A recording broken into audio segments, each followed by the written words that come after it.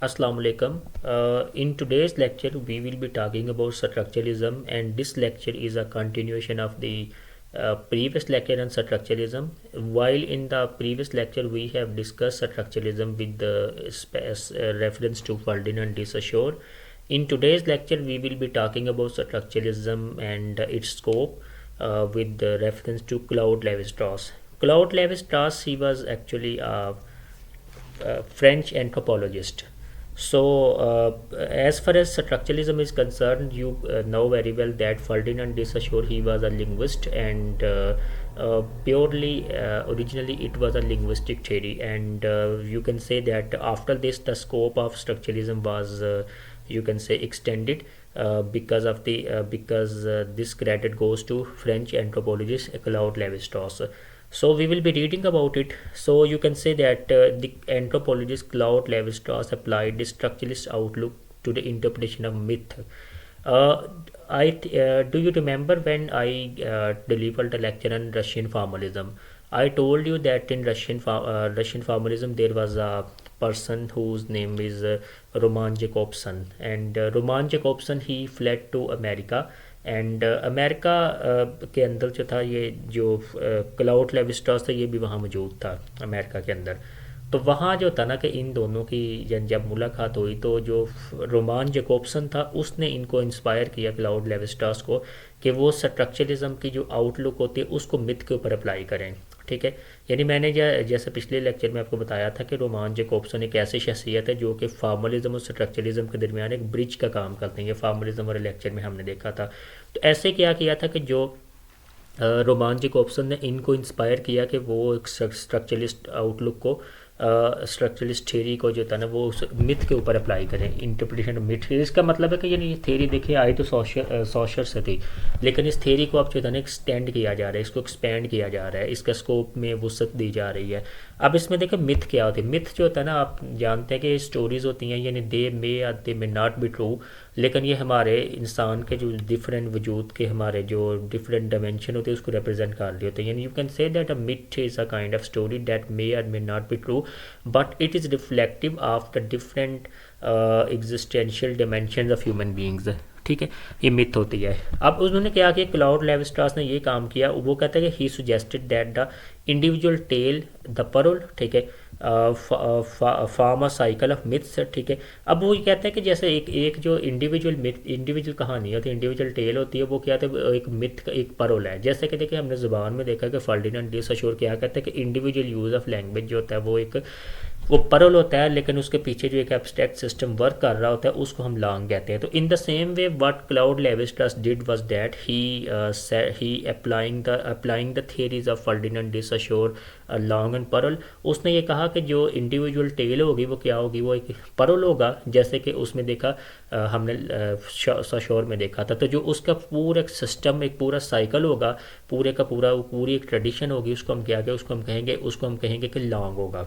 ठीक है, तो अब ये देखते हैं कि मिसाल के तौर पे एग्जांपल इसके लिए देता है कि यानी so it is so in interpreting the Oedipus myth, okay, he place the individual story of Oedipus within the context of the whole cycle of the tales with connected with the city of Thebes. Okay, उसने क्या किया कि यानी एक individual जब ये कहानी को लिया, ईडिपस की कहानी को लिया, तो ईडिपस की कहानी को समझने के लिए उसने क्या किया कि यानी थीव से रिलेटेड जितनी भी कहानियाँ थी ना, जितनी भी कहानियाँ थी थीव से रिलेटेड, उसके विद इन कॉन्टेक्स्ट के अंदर उसे समझने की कोशिश की। यानी आप सादा अल्फाज में कह सकते हैं कि what Claude Levi Strauss did was that कि he actually tried to contextualized, ठीक है, टू कॉन्टेक्चुअलाइज ईडिपस मिथ। ठीक है, तो वो ये कहता है कि जिस तरह देखे हमने अगर एक लफ्ज़ को आइसोलेशन में नहीं ना समझ सकते, किसी इंडिविजुअल अट्रेंसेस को आइसोलेशन में नहीं समझ सकते, बल्कि उनको हम उसके पूरे सोशल कॉन्टेक्स्ट के साथ, उसके पूरे कॉन्टेक्स्ट के साथ जोड़ना पड़ता है।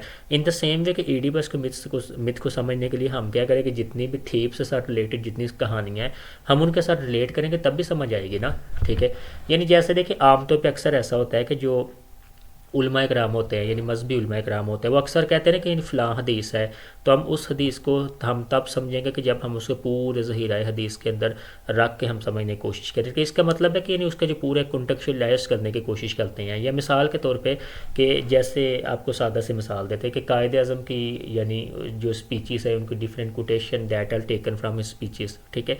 अब उसमें देखें उसमें अक्सर ऐसा होता है कि गलतफहमी पैदा हो जाती है, तो फिर उसमें जो होते हैं स्कॉलर्स होते हैं, जो इसमें राइटर्स होते हैं, प्रोफेसर्स होते हैं, वो कहते हैं कि नहीं, इस उनकी कोटेशन को जो था ना, उनकी फ़लाँ स्पीच को उनके फ़लाँ पूरे पूरी जितनी उनकी स्पीचेस है उसके पूरे कॉन्टेक्स्ट के अंदर जाके देखा जाएगा, ठीक है। तो ये यही काम जो था ना ये यहाँ क्लाउड लेविस्ट्रास कर रहा है, ठीक है। तो फिर जब उसने ये किया ना कि he then began to see repeated motifs contrast and he used these as a basis of interpretation, ठीक है। जैसे उसके अंदर एनिमल ह्यूमन इमेजरी नज़र आई, फिर रिलेशन और स्ट्रेंजर, हस्बैंड एंड सन, जैसे कि देखें फर्डिनेंड एंड डिसअश्योर में बाइनरी अपोजिशन का कंसेप्ट पाया जाता था ना, कि बाइनरी अपोजिशन में क्या होता है कि एक अपोजिशन रिलेशन होती है जिसके अंदर एक पेयर होता है, उसमें दो लफ्ज़ होते हैं, ठीक है, कि एक उनके दरमियान जो रिलेशन है तो अपोजिशनल होती है, ठीक है, कि आमतौर पर जो पहले टर्म है वो ज़्यादा वो अहम समझी जाती है और दूसरी को एक्सप्लेन कर रही होती है, ठीक है। तो ये उन्होंने यानी बताने की यहाँ कोशिश की। तो अब हमने अभी तक क्या देखा है कि यानी Claude Levi Strauss he has the credit to expand and extend the scope of structuralism from linguistic theory to the application of understanding the myth, ठीक है। तो मिथ के ऊपर उन्होंने यानी अंडरस्टैंड करने के लिए इसे इस्तेमाल किया। अब आगे देखते हैं कि आगे देखें कि यानी वो कहते हैं कि अब ये मैंने इसमें हाईलाइट किया है कि this is a typical structuralist process of moving from the particular to general, placing the individual work within the wider structural context. यानी वो यही करते हैं ना कि परल से लॉन्ग की तरफ जाते हैं, ठीक है। वो एक इंडिविजुअल चीज़ को लेते हैं, एक जनरल आम चीज़ को लेते हैं, हास को लेते हैं, फिर उसके बाद उसके पूरे कॉन्टेक्स्ट के अंदर उस समझने की कोशिश करते हैं। तो ये बड़ी खूबसूरत बात है, यानी वैसे भी हमारी ज़िंदगी में हेल्प करती है कि हम आमतौर पर ज़िंदगी में भी ऐसा करते हैं कि जब हम कोई बात होती है तो हम उसके ओवरऑल पूरे पस मंज़र की सूरत में समझते हैं। तो अब जैसे देखें कि ये एक आगे एग्जांपल है, जैसे डिकन्स का नावल है हार्ड टाइम्स। अब हार्ड टाइम्स जो एक नावल है ना, ये एक परल की एग्जांपल है, चूँकि एक इंडिविजुअल परफॉर्मेंस है, इसके पीछे एक पूरी ट्रेडिशन है राइटिंग के, एक पूरा यानी कंसेप्ट है पूरा। इसके बाद तो हम जब इसको समझने की कोशिश करते हैं तो हम कैसे करते हैं, हम इसे कॉन्टेक्चुअलाइज करते हैं, ठीक है। अब इसके बाद देखें कि स्ट्रक्चरलिस्ट क्या कहते हैं, कहते हैं for the structuralist the culture we are part of can be read as like language. वो ये खूबसूरत बड़ी बात है, वो कहते हैं कि जिस तरह हम ज़ुबान का मुतालिया करते हैं, ज़ुबान की ग्रामर होती है ना, इस तरह कल्चर की भी ग्रामर होती है, ठीक है। इसको आगे देखिए, आगे और एक्सप्लेन करते हैं। वो कहते हैं कि fashion for instance can be red like a language, ठीक है। जिस तरह मतलब ज़ुबान की एक ग्रामर होती है, इस तरह हम देखते हैं कि जो फैशन है उसमें भी ग्रामर होती है, ठीक है। अब ग्रामर का मतलब कहते हैं असूल होता है। जैसे देखिए उन्होंने एग्जाम्पल आगे दी हो कि separate items or features are added up to make complete outfit. अब जैसे देखिए कि सेपरेट आइटम जो होते हैं ना, यानी आप एक कपड़े को ले लीजिए, शर्ट की एग्जांपल ले रहे हैं, आप शर्ट में देखें कि सेपरेट आइटम लगते हैं, या मतलब एक हम पूरा ड्रेस की अगर हम बात करते हैं तो वो पूरा जो ड्रेस होता है वो डिफरेंट आइटम से मिलके बनता है, फिर उसके बाद पूरा एक जो होता है ना वो एक स्ट्रक्चर तैयार होता है, ठीक है। तो जैसे कि ज़बान के अंदर आपने देखा फोनीम मिल के साउंड्स, स्पीच साउंड्स जो होती हैं, ठीक है, वो जो बनती हैं, ठीक है। उसके बाद आप देखें कि वो सिलेबल बनाते हैं, सिलेबल के बाद आगे देखें या आगे देखें कि मॉर्फिम की एग्जांपल ले लें कि मॉर्फिम जब हम मिलाते हैं तो फिर वो वर्ड बनते हैं, ठीक है। ऐसे ही वो बता रहे हैं, ठीक है, कि वो कहते हैं अब इसकी ग्रामर क्यों होती है। ग्रामर की इसकी सादा सी एग्जांपल ये है कि देखिए अगर आप लैंग्वेज में ग्रामर के असूलों को वायलेट करते हैं तो आपके जुमले गलत हो जाते हैं, ठीक है। इस तरह क्या करते हैं कि फैशन के अंदर भी वो कहते हैं, कल्चर के अंदर भी अगर आप उसकी ग्रामर को वायलेट करते हैं तो आप जो था ना कि यानी you will not be appropriate person in society. जैसे मिसाल के तौर पे कि अगर वो कहते हैं we do not wear an evening dress and carpet slippers, ठीक है, we do not come to lectures in military uniform. देखिए अगर आपने आप कॉलेज में आते हैं तो कॉलेज में आप यूनिफॉर्म पहन के आते हैं, या कोई अगर यूनिफॉर्म ना हो तो एक सिंपल वगैरह कपड़े पहन के आते हैं। अब आप जो शादी के ऊपर ड्रेस पहनते हैं तो वो आप कॉलेज में नहीं पहन सकते, ठीक है। या मतलब मिसाल के तौर पे कि जो आपने एक शादी का ड्रेस होता है वो आप किसी इबादत करते वक्त नहीं पहन सकते। इसका मतलब है कि ये जो फैशन होता है, जो कल्चर होता है, उसकी भी अपनी एक ग्रामर होती है, ठीक है। उसको जब हम वायलेट करते हैं तो उसके नतीजे में फिर वो प्रॉब्लम बनती है, ठीक है। तो ऐसे ये इनकी ये कोशिश थी कि ये समझने की कोशिश कर रहे थे, ठीक है। अब आगे इसको देखते हैं कि आगे स्ट्रक्चर ये इसका काफ़ी लेंथी है, लेकिन मैं आपको बिल्कुल सिंपल सा बताया। अब इसका एक कंसेप्ट है इसका क्लाउड लेविस उसका था मीथीम। मीथीम का मतलब अब mytheme is a fundamental unit of meaning within a mythological narrative. जैसे देखिए फोनीम होता है ना, फोनीम फोनीम क्या होता है कि यानी this is a smallest unit of the speech sound. अब मॉर्फीम क्या होता है, this is a smallest unit of meaning. तो वो कहते हैं जिस तरह ये चीज़ होती है इस तरह मीथीम क्या होता है कि वो एक नैरेटिव जो होता है उसका सबसे जो छोटा यूनिट होता है वो मीथीम होता है। तो हमें जब यानी क्लाउड लेविस्ट्रॉस हमें ये समझाने की कोशिश कर रहे हैं कि जब हमने अगर किसी नैरेटिव को पढ़ना है ना, किसी नावल को, किसी यानी ड्रामा को हम अगर किसी को पढ़ें तो हम उसको क्या करें, हम उसको उसके मिथीम्स के अंदर तकसीम करें, मिथीम्स के अंदर फिर हम उन मिथीम्स का एनालिसिस करें, फिर वो देखें कि वो मिथीम्स किस तरीके के साथ उस पूरे नैरेटिव को कंट्रीब्यूट कर रही हैं। मतलब आपको मिसाल सादा से देते हैं कि जैसे देखें कि आप अगर कहानी पढ़ रहे हैं बटन बटन, जैसे अपने फर्स्ट ईयर में पढ़ी है, तो हम अगर उसका यानी लेविस्ट्रॉस के मुताबिक एनालिसिस करेंगे तो हम उसको पहले जो था ना उसको डिफरेंट किस्म के उसको जो नैरेटिव होगा, उसका जो बयानिया होगा उसे मुख्तलिफ किस्म मुख्तलिफ यानी पॉइंट्स में मुख्तलिफ में थीम्स के अंदर जो है ना डिवाइड करेंगे, फिर उनमें थीम्स का एनालिसिस करेंगे, फिर उनमें थीम्स के अंदर हम देखेंगे कि इसमें बाइनरी अपोजिशन है, इसके अंदर जो होता है ना ये यानी ये परोल है, ये लॉन्ग है, ये सारी चीज़ें कार्य करें तो फिर हम जो होता है ना उसको वो करेंगे। अब जैसे मिसाल के तौर पे अब हम इसे कैसे समझ सकते हैं, जैसे मतलब मिसाल के तौर पे कि उस ड्रामा के अंदर उस स्टोरी के अंदर उसमें 2-3 करैक्टर हैं, यानी एक करैक्टर उसमें पहले देखें कि एक आता है कि मिस्टर स्टूवर्ट आता है, फिर नॉर्मा है, फिर इसके बाद आर्थर है।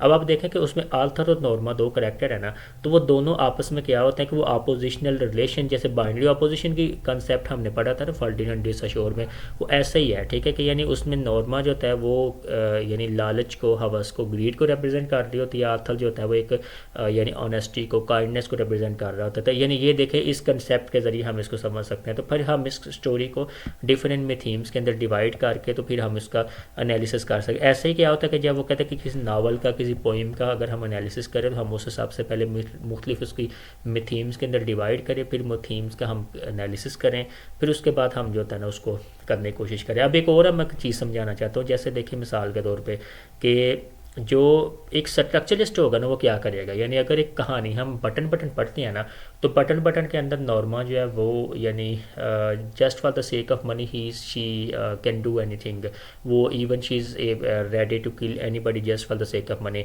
तो एक स्ट्रक्चरलिस्ट ये कहेगा कि जो नॉर्मा है ना वो इसमें परोल है, ठीक है, लेकिन पीछे उसको जो एक सिस्टम है पूरे का पूरा, जो एक मतलब अमेरिका का निज़ाम सरमायादारी है, जो कैपिटलिज्म सिस्टम है, जो इंसान के अंदर ऐसी ख्वाहिशें पैदा करता है, जो इंसान के अंदर इस तरह के रवैये पैदा करता है, ठीक है, तो फिर वो क्या करेगा, वो नॉर्मा के करैक्टर के जरिए असल में पीछे कैपिटलिज्म के सिस्टम की तरफ जाने की कोशिश करेगा, ठीक है।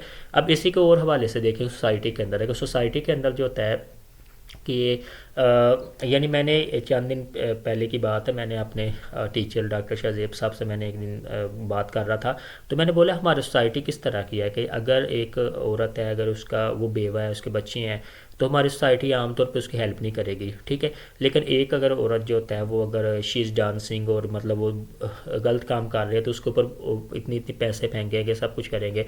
तो उस्ताद ने बोला कि आप इसमें ये देखें कि वो कौन सा निज़ाम है, कौन सा सिस्टम है कि जो कि चीज़ को पैदा कर रहा है, यानी कौन सा सिस्टम है जिन रवैयों को पैदा कर रहा है। इसका मतलब है कि उनका कहने का मतलब ये था कि जो ऐसा हो रहा है एक परोल है और इसके पीछे जो एब्स्ट्रैक्ट सिस्टम कर रहा है, हमें उस सिस्टम की तरफ जाने की ज़रूरत होती है। तो ये स्ट्रक्चरलिज्म हमें इस काबिल करते हैं कि हम चीज़ों को यानी सतही तौर पे ना ले, बल्कि हम चीज़ों का एक डीप डाउन एनालिसिस करें, हम चीज़ों को यानी एक उसके लार्जर स्ट्रक्चर के अंदर समझने की कोशिश करें। Thank you so much.